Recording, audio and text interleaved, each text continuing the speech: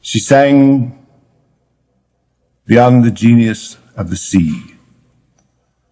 The water never formed to mind or voice, like a body, holy body, fluttering its empty sleeves, and yet its mimic motion made constant cry, caused constantly a cry that was not ours, although we understood, inhuman, of the veritable ocean.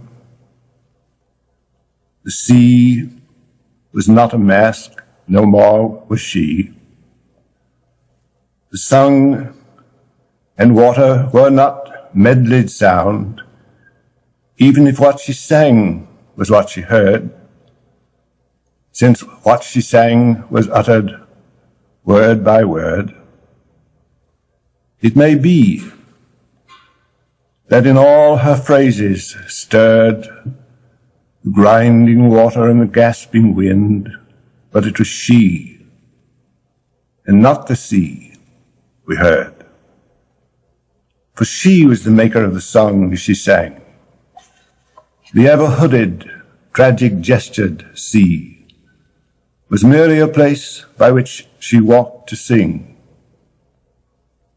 Whose spirit is this, we said, because we knew it was the spirit that we sought, and knew that we should ask this often as she sang. If it was only the dark voice of the sea that rose, or even colored by many waves, if it was only the outer voice of sky and cloud, of the sunken coral water-walled, however clear, it would have been deep air, the heaving speech of air, a summer sound repeated in a summer without end and sound alone. But it was more than that, more even than her voice and ours, among the meaningless plungings of water and wind, theatrical distances, bronze shadows heaped on high horizons, mountainous atmospheres of sky and sea. It was her voice that made the sky acutest at its vanishing. She measured to the hour its solitude. She was the single artificer of the world in which she sang. And when she sang, the sea, whatever self it had, became the self that was her song.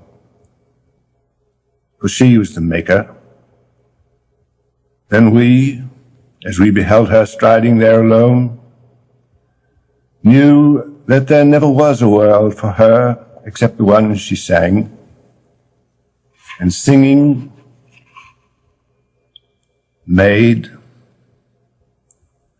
Ramon Fernandez, tell me, if you know, why, when the singing ended and we turned toward the town, tell why the glassy lights, the lights in the fishing boats at anchor there, as the night descended, tilting in the air, mastered the night and portioned out the sea, fixing emblazoned zones and fiery poles, arranging, deepening, and chanting night.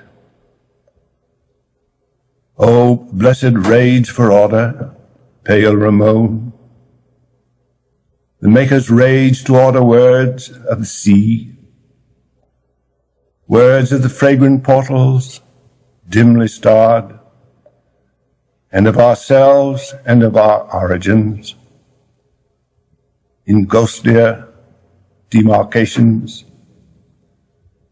keener sounds.